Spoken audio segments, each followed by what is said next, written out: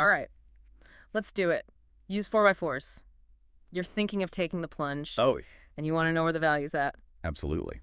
So you've sent us a ton of stuff. Forum posts, articles, Yeah. even a little snippet of Oh, yeah. a YouTube debate that got a little heated. A little bit passionate.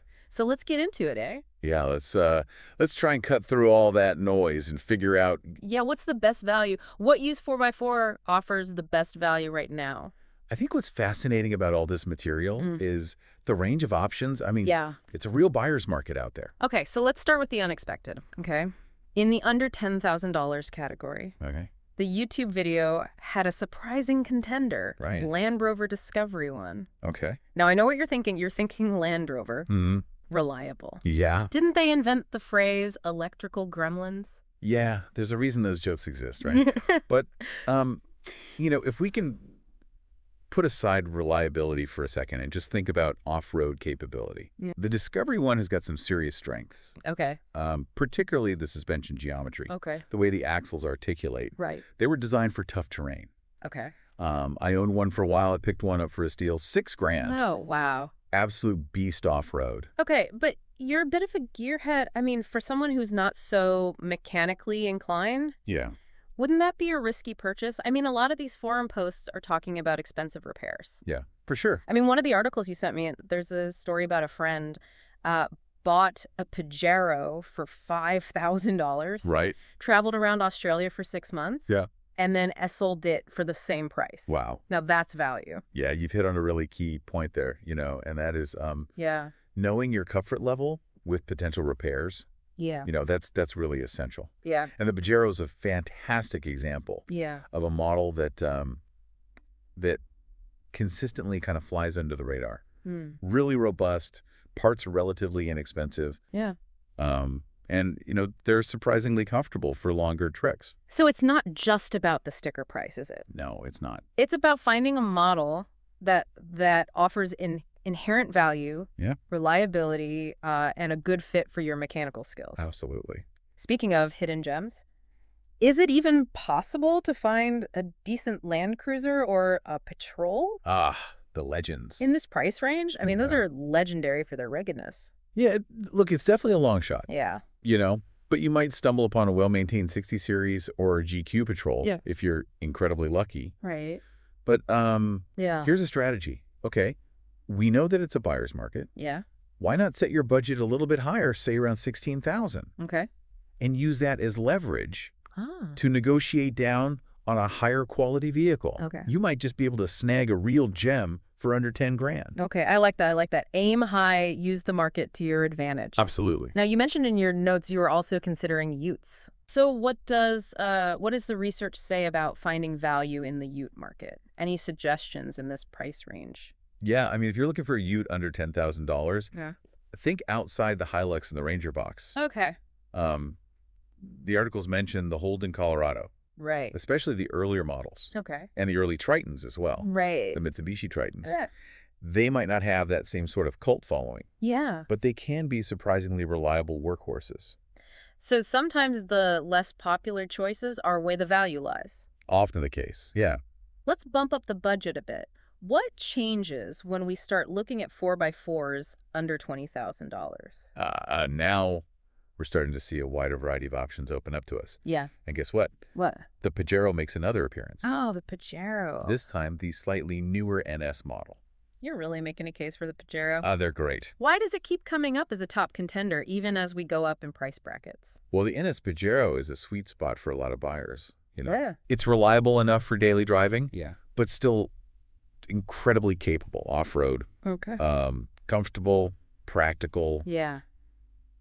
and generally holds its value well. Resale value. That's a good point. Yeah, very important. Now, we can't talk about reliable 4x4s without mentioning the Prado. Of course not. The forums are full of praise, but there's a lot of debate about petrol versus diesel. What's the verdict? Yeah, this is where I think understanding the nuances of each engine type becomes really crucial. Okay.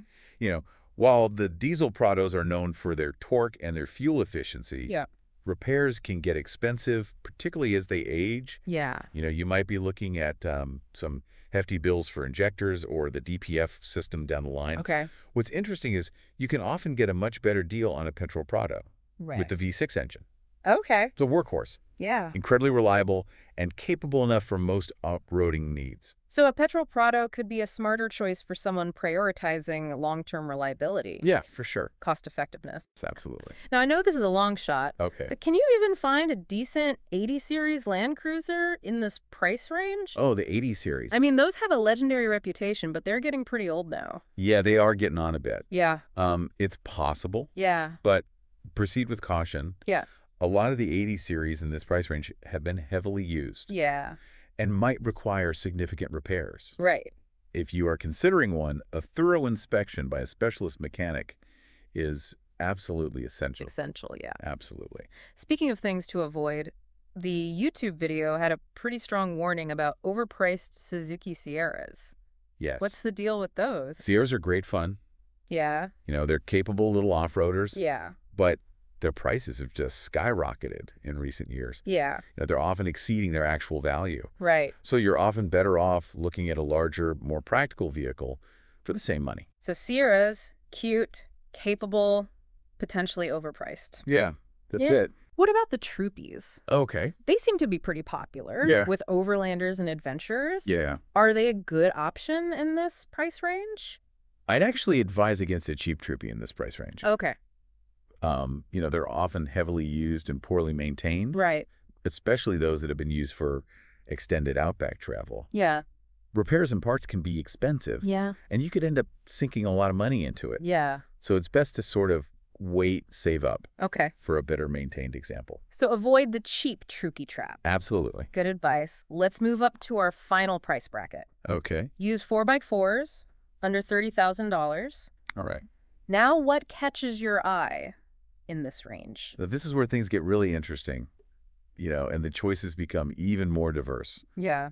The YouTube video had a clear favorite in this category, Okay. the Toyota Hilux N70.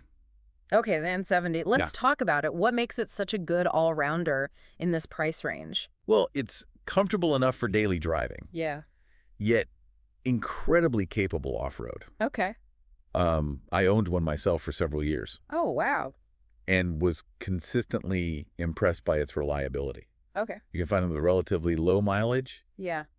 and a good range of features in this price bracket. Nice. Nice. I think I paid around $27,000 for mine, Okay. and I felt like I got a fantastic deal. All right. But even the most reliable vehicles course. can have their quirks. Oh, yeah. What potential issues should our listener watch out for? Yeah, you're absolutely right. I mean, early N70 models, especially those built between 2006 and 2010, Okay. can have injector problems. Right. So checking the service history, Yeah. making sure they've been properly maintained or replaced is absolutely crucial. Okay. Toyota did update the injectors in later models, Right. so those might be a safer bet. Good to know. Good to know. Yeah, another thing to note Yeah. is that the earlier models had smaller rear wheel bearings, which could wear out prematurely with heavy use. Right. Again, later models received an upgrade to larger bearings. So check the injectors and rear wheel bearings, especially on the earlier models. Yeah, absolutely. Now, I've got to admit, I have a bit of a soft spot. Right. The 100 series Land Cruiser. The 100 series. There's something about its ruggedness, Yeah. go anywhere capability that just appeals to me. Plus, they've become so much more attainable in this price range lately. They have, yeah. What are your thoughts? The 100 series is an excellent choice. Yeah. Especially for longer trips or towing. Yeah. They're incredibly comfortable and spacious. Yeah. And their reputation for reliability is well-deserved. Yeah. One thing I would recommend, though, Yeah. is opting for a manual transmission. Okay. While the automatic is generally reliable, Yeah. the manual is known for being even more robust Okay. and less prone to issues in the long run. Interesting. So manual transmission for maximum reliability on the 100 series. Pretty much, Yeah. Now, we've talked about some great options, Yeah. but are there any vehicles we should actively avoid in this price range? Oh, that's a good question. The YouTube video mentioned some concerns about the Ford Ranger. Ah, yes, the Ranger. Yeah. I'd be cautious with Ford Rangers in this price range, Okay. particularly those with the 5-cylinder engine and automatic transmission. Right. They've had their share of reliability issues, Okay. and repairs can be costly. Right. If you're looking for a reliable dual cab ute in this budget, Yeah. you might be better off with a D-Max or a Hilux. Okay. Solid advice. Yeah. What about the MUX? The MUX, They seem to be gaining popularity. they are gaining popularity, yeah. Yeah. The MUX is a comfortable and capable SUV, Yeah. but some owners have reported issues with the diesel engines, Okay. particularly the DPF system. Right. Repairs for these issues can be quite expensive. Okay. So another one to approach with caution.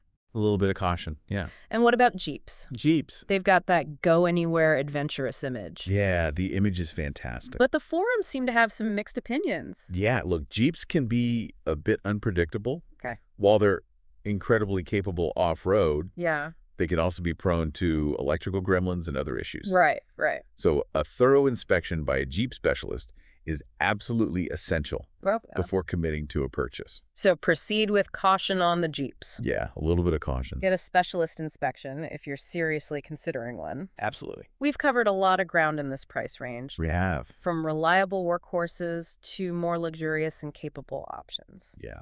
Before we move on, what are some key takeaways you think our listeners should keep in mind as they navigate this price bracket? Well, I think one of the biggest takeaways is that the used 4x4 market is currently in the buyer's favor. Okay. Prices have softened, and there are some excellent deals to be found. Yeah. If you're patient and you do your research. Absolutely.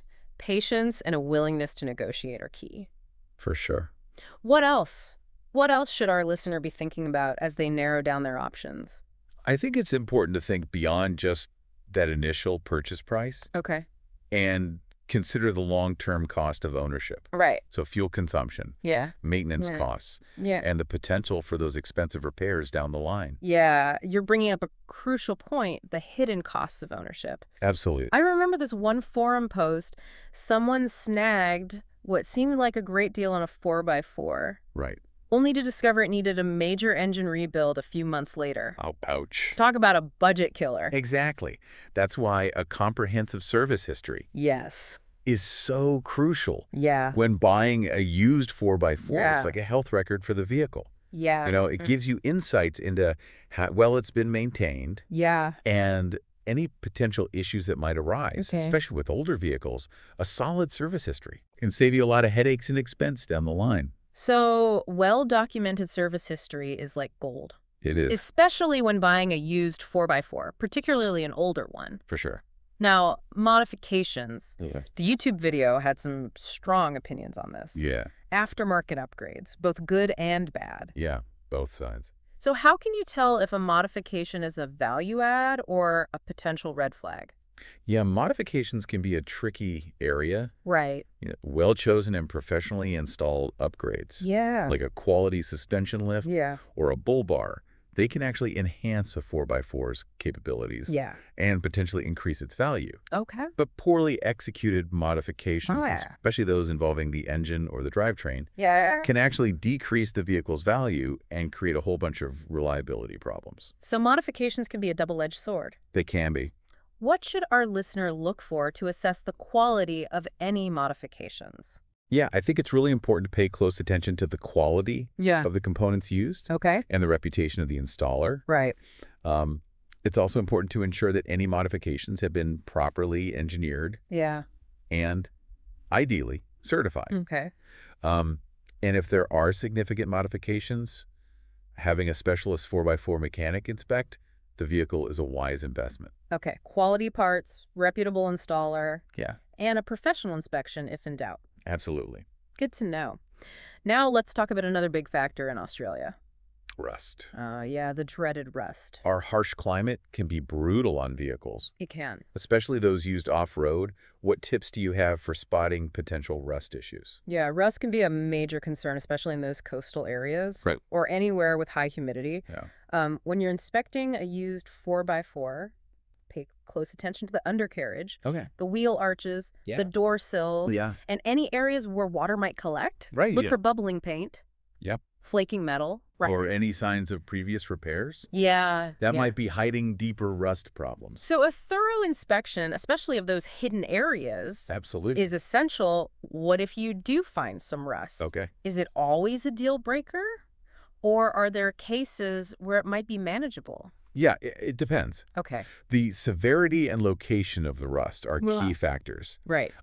Surface rust, especially if it's been treated and protected, Yeah. might not be a major concern. Okay. However, structural rust that affects the vehicle's frame Yeah. or chassis, Yeah. that's a serious safety hazard Right. and generally best avoided. So surface rust might be okay if it's been addressed, but structural rust is a major red flag. Big red flag. Now let's talk about something that's often overlooked but is absolutely crucial. Okay. Matching the 4x4 to Right. your intended use. Oh, this is so important. Will you primarily be using it for daily driving Yeah. and the occasional weekend trip? Or are you planning to tackle those challenging off-road trails Yep. or venturing into remote areas? Right. You've hit the nail on the head there.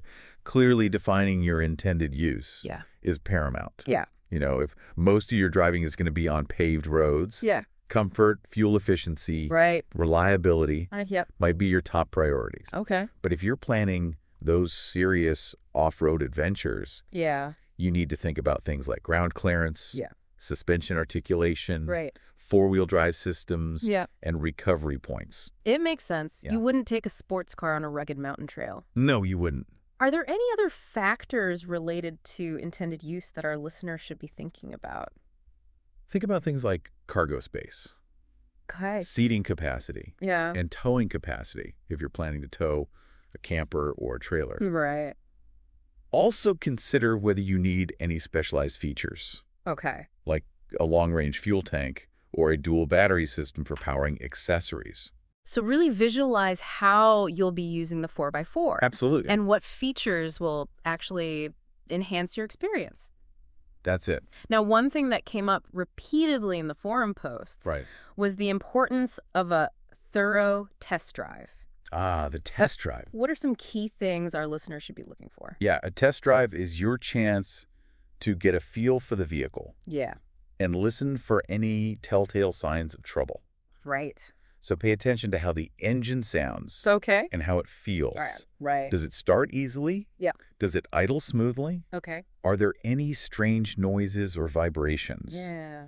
Also, listen carefully for any clunks, rattles, or squeaks from the suspension steering Yeah. or brakes. So engage all your senses. Absolutely. Listen for anything out of Yeah. the ordinary. That's it. And don't be afraid to really put the vehicle through its paces. Exactly. Test the four-wheel drive system if applicable. Okay. Make sure it engages and disengages smoothly. Pay attention to how the vehicle handles, Yeah. accelerates, Yeah. and brakes. Okay. Does it feel responsive? Yeah. Does the steering feel tight and accurate? Right. Are the brakes firm and effective? Okay. If anything feels off Yeah. or hesitant, Yeah. it's worth investigating further Yeah. or getting a second opinion from a mechanic. Okay. So trust your gut. If Yeah. something doesn't feel right, Yeah, don't ignore it. absolutely. Now let's talk about pre-purchase inspections. Okay. The articles you sent stress the importance of getting a professional inspection. Yes. But they also mentioned that not all inspections Right. are created equal. They're not. How can you ensure you're getting a truly comprehensive assessment? Finding the right mechanic is crucial. Okay. Look for a shop that specializes in 4x4s, Yeah. ideally one with a good reputation Right. and experience with the specific make and model Okay. you're considering. Right.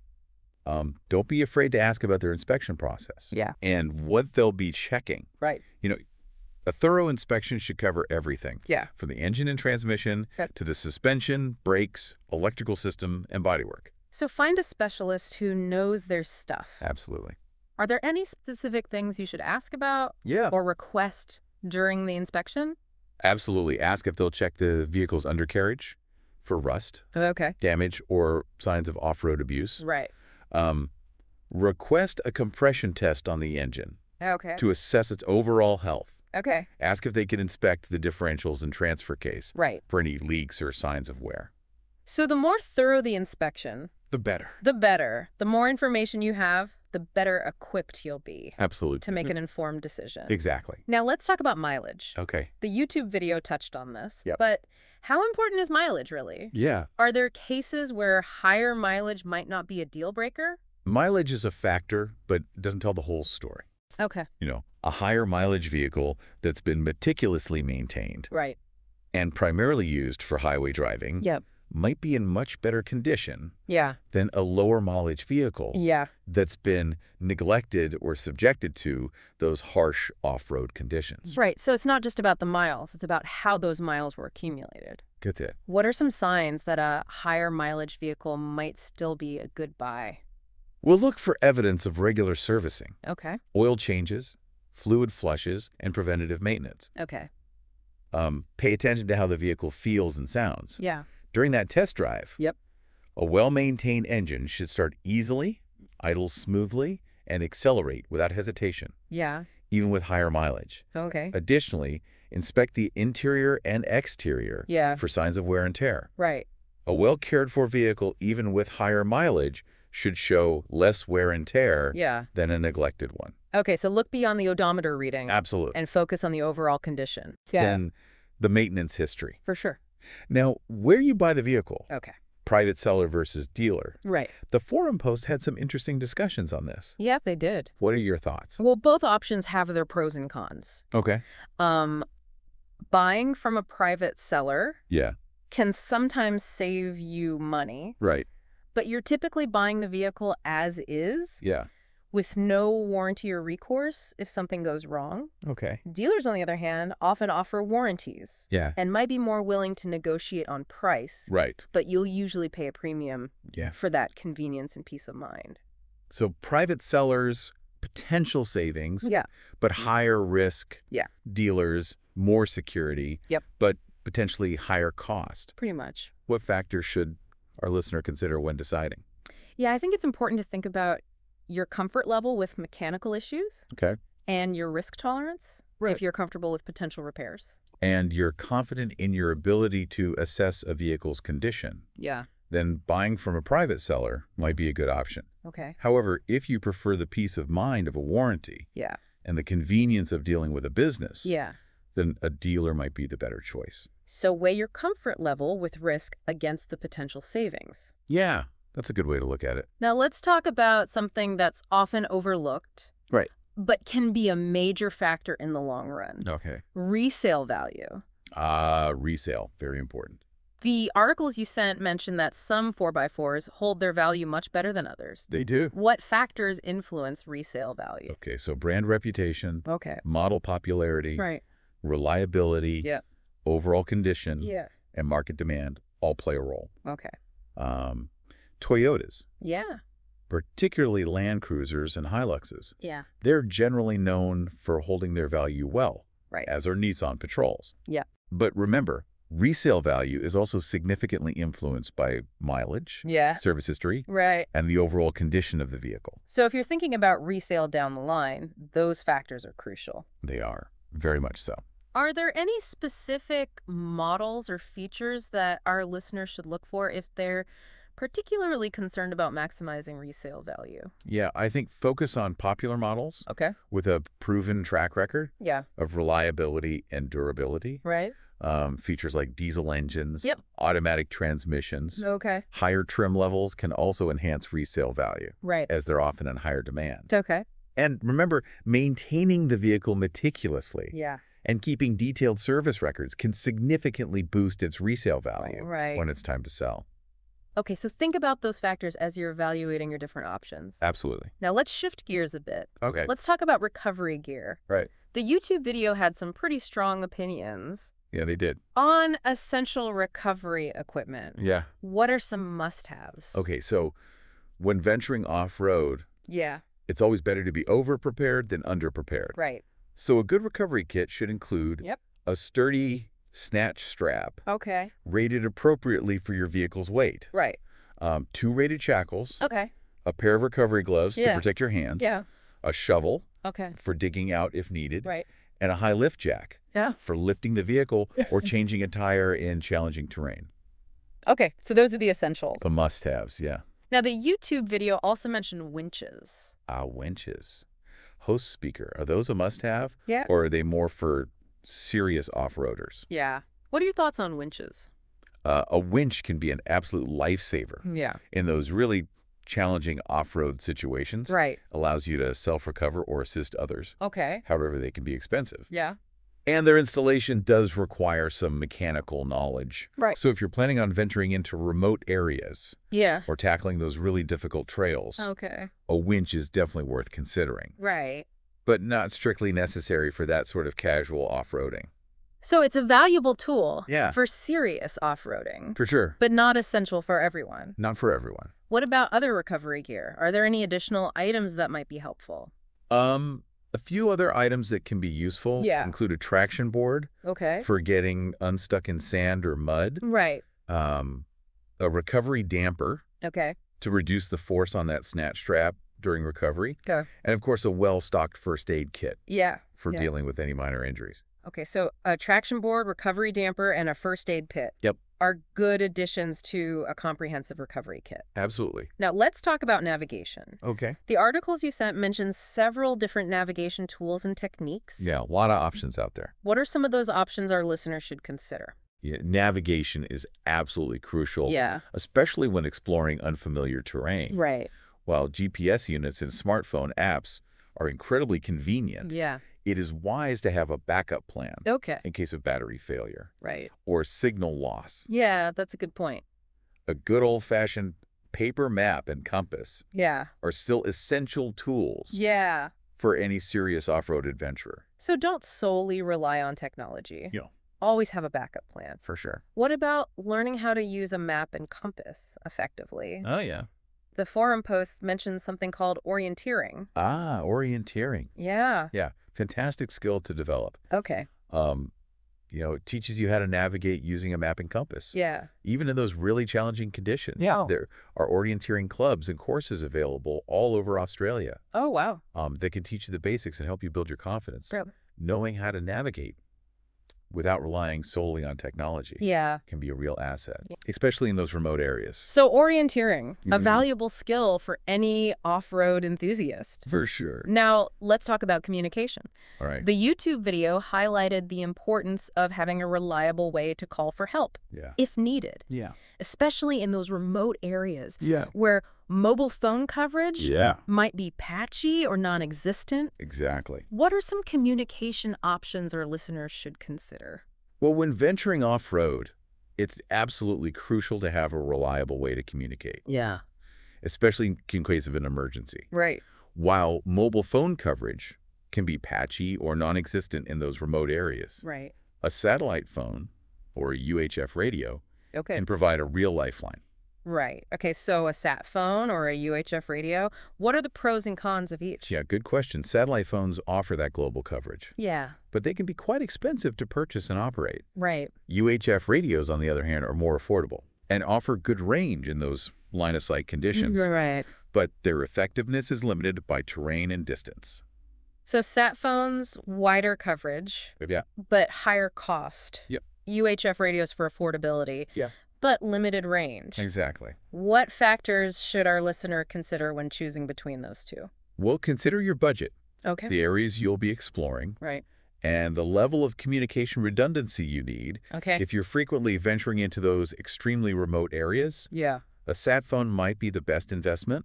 Okay. However, for more casual off-roading, Yeah. a UHF radio, Okay. especially when paired with a handheld CB radio as backup, Right. can provide adequate communication capabilities. Okay, so choose your communication tools based on your needs and your budget. Absolutely. Now, let's talk about driver training. Okay. The forum posts mentions several different training courses and instructors. Yeah, there are a lot of options out there. What are some of the benefits of professional driver training? Yeah. Well, professional driver training can be incredibly valuable, Okay. especially for those who are new to off-roading Yeah, or those looking to improve their skills and confidence. right. A good instructor can teach you valuable techniques for handling your vehicle in challenging terrain, Okay. recovering from those difficult situations, and navigating safely and responsibly. So driver training, Yeah. a great way to boost your skills, your confidence, and your safety. Absolutely. What should our listener look for when choosing an instructor or a training course? Yeah. Look for instructors or training organizations Mm-hmm. with a proven track record, Right. positive reviews, Yeah. and a focus on safety and environmental responsibility. Okay. Ask about their experience, their Right. qualifications, Okay. and their teaching methods. Yeah. to ensure they align with your learning style and goals. So choose an instructor Yeah, with a solid reputation, experience, and a focus on safety for sure. and responsible off-road practices. Absolutely. Now, trip planning. Okay. The YouTube video touched on the importance of being prepared. Yeah, always be prepared. But let's dive into this topic a bit deeper. Okay. What are some key things our listeners should be thinking about when planning an off-road trip? Yeah, well, thorough trip planning is absolutely crucial Yeah, for a safe and enjoyable off-road adventure. right. So start by researching your destination, Okay. including the terrain, Yeah, the weather conditions, right. any permits or access restrictions, Okay. and potential hazards. Right. So research your destination. Yeah. Plan your route. Yeah. And assess your vehicle's capabilities. Absolutely. What about packing, supplies, and emergency preparedness? Yeah. You want to make sure you pack all those essential supplies, Yeah. plenty of water, food, fuel, Okay. spare parts, tools, Right. and appropriate clothing for the conditions. Yeah. Um, let someone know your plans, Okay. including your route and expected return time, Right. and have a communication plan in case of an emergency. So pack carefully, let someone know your plans, Yeah, and have a communication plan in place. for sure. Now, let's talk about something that's often overlooked but can be incredibly rewarding. Right. Learning about the areas you're exploring. Yes. The articles you sent mentioned several resources for learning about local history, Yeah. flora, and fauna. Yeah, it's amazing what you can learn. What are some ways our listener can enhance their off-road experience Yeah. by connecting with the environment and culture of the places they're visiting? Yeah, connecting with the environment and the culture Yeah. of the places you're exploring can add a whole new dimension to those off-road adventures. Right. So, research the local history, Okay. the indigenous culture, Right. and the unique flora and fauna of the areas you're visiting. Okay. Consider visiting local museums, Yeah. cultural centers, Okay. or national parks to learn more about the region's significance. So delve into the local history, the culture, and the natural wonders Yeah. of the areas you're exploring. Yeah. What are some other ways our listener can make their off-road adventures Yeah. more meaningful and enriching? Well, practice those. Leave no trace principles Okay. to minimize your impact on the environment. Right. Respect those cultural heritage sites and sacred areas, Yeah. and consider supporting those local businesses and communities. Okay. By being a responsible and mindful traveler, Yeah. you can help ensure that these amazing places Yeah. remain accessible Yeah. and enjoyable for generations to come. Excellent advice. Thanks. So practice. Leave no trace principles. Yeah, Respect cultural heritage and support local communities. absolutely. Now let's talk about something that's essential for any off-road enthusiast: ongoing learning. Yeah, the learning never stops. The forum posts highlighted the importance of continuously expanding your knowledge and skills. Yeah. What are some resources and opportunities our listener can explore? Right. Continue learning and growing as an off-road adventurer. Well, the world of off-roading is full of opportunities Yeah. for that ongoing learning and growth. Right. Join 4x4 clubs or online communities to Right. connect with other enthusiasts, Right. share knowledge, Yep. and learn from those more experienced adventurers. Okay. Attend workshops or training courses Yeah. to develop specific skills like advanced recovery techniques Okay. or vehicle maintenance. Yeah. Read books, Right. magazines, Yeah. or online articles to stay up to date on the latest gear, the Yeah. latest techniques, and those fantastic destinations. So connect with other enthusiasts, attend workshops, and stay informed through various resources. Absolutely. What are some other ways our listener can foster a lifelong love Yeah. of off-roading and adventure? Embrace the spirit of exploration and discovery. Ooh.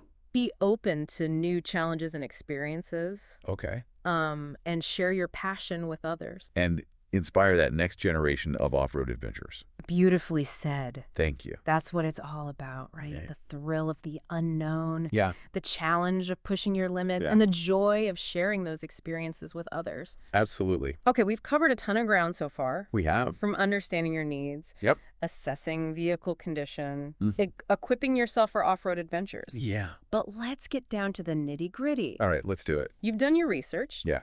You've got a short list Mm-hmm. of potential vehicles. Yep. Now it's time to find and buy that dream 4x4. Okay.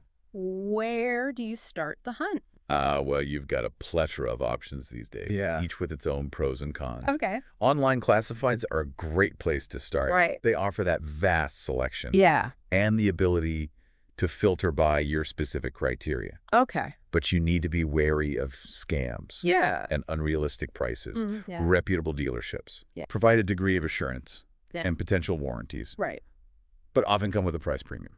And of course, there's always the thrill of the auction. Ah, the auction. The YouTube video had some entertaining stories about people scoring incredible deals Oh, yeah. at auctions, but it also warned about the potential pitfalls. There are a few. What are your thoughts? Well, auctions can be a fantastic way to find a bargain, Right.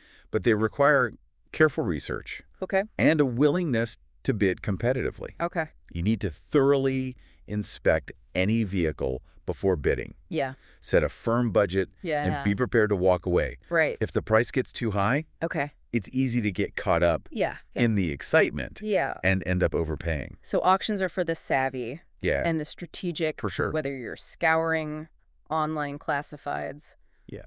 browsing dealership lots, or braving the auction floor. Right. One thing remains constant: the art of negotiation. The negotiation. How can our listener hone their haggling skills Yeah. and secure the best possible price? Well, negotiation is all about confidence Okay. and preparation. All right. So before you even step foot on a car lot Yeah. or engage with a seller online, Okay. do your homework. Right. Research that fair market value of the vehicle Yeah. based on its condition, its mileage, and its features. Makes sense. Yeah, Know your numbers. exactly. What are some effective negotiation tactics once you are face-to-face with a seller or engaged in an online back and forth? Okay, so have a clear idea of your budget Yeah. and your walkaway price. Right. Don't be afraid to start with a lower offer than you're willing to pay, Okay. but be prepared to justify your offer Right.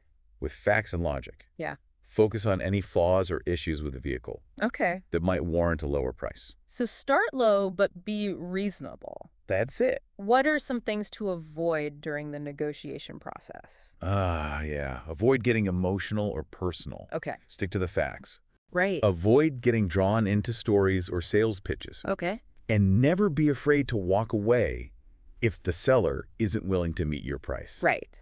There are always other 4x4s out there. Okay. So stay calm, be persistent, and know your worth. That's it. Now, let's say you've found the perfect 4x4, Okay. negotiated a great price. Yeah. You're ready to seal the deal. All right. What are some essential steps to ensure a smooth transaction Okay. and avoid any legal headaches down the line? Yeah. So get everything in writing, Okay. a detailed sales agreement, Yeah. outlining the terms of the sale, Right. including the price, Yep. any warranties, Okay. and any conditions that must be met Okay. before the sale is finalized. So no handshake deals? No handshake deals. Protect yourself Yeah. with a written agreement. Absolutely. What about the vehicle's documentation? Yeah. What should you be checking? Yeah. So thoroughly inspect the vehicle's registration papers, Okay. service history, Yeah. and any relevant certificates. Okay. Verify the vehicle's identity Okay. and ensure it's not stolen Right. or subject to any outstanding finance. Yeah. A vehicle history check Yeah. can provide real peace of mind Okay. and reveal any hidden issues Right. that might affect the vehicle's value or legality. So check the paperwork. Yeah. Verify the VIN. Yep. And consider a vehicle history check. For sure. What about the actual payment and transfer of ownership? Yeah, good question. So arrange a secure payment method, Okay. such as a bank transfer or a cashier's check. Okay. Avoid cash transactions, Right. as they offer no recourse if something goes wrong. Right.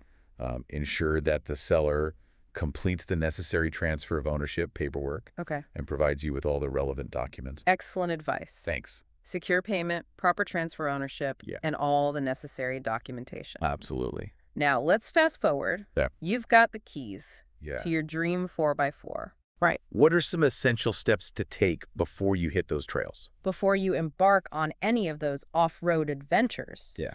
a comprehensive inspection by a trusted mechanic specializing in 4x4s Okay. is highly recommended. Okay. They can identify any potential issues that might have been missed Yeah. during your initial inspection Right. and advise on any necessary repairs or preventative maintenance. Okay. Remember, addressing those minor issues early on can prevent them from becoming major costly problems down the track. Absolutely. Yeah. It's all about preventative maintenance. It is. What about servicing? How often should you be getting your 4x4 checked out? Yeah, establish a regular servicing schedule with your mechanic, Okay. including oil changes, fluid flushes, and filter replacements. Okay. This can extend the life of your vehicle Yeah. and prevent those costly breakdowns. Right. Remember, a well-maintained 4x4 Yeah. is a reliable 4x4. Okay, so get a thorough inspection and stick to a regular servicing schedule. Absolutely. Now let's talk about customization. Okay. You've got the base vehicle, but you might want to personalize it Yeah. to suit your needs and off-roading style. For sure. The YouTube video had some fun suggestions for upgrades and modifications. Yeah. They love their mods. Where do you start with customizing your 4x4? We'll start with the essentials. Okay. Upgraded tires are a great first step, Yeah. providing better traction and durability off-road. Right. A suspension lift Yeah. can improve that ground clearance and articulation. Right. And, of course, investing in quality recovery gear is absolutely essential Okay. for any off-road adventure. So tires, suspension, recovery gear. Yep. The foundation of a Yeah. capable off-road rig. For sure. What advice do you have for someone considering more advanced modifications? Yeah, well, do your research Okay. and choose reputable brands and installers. Right?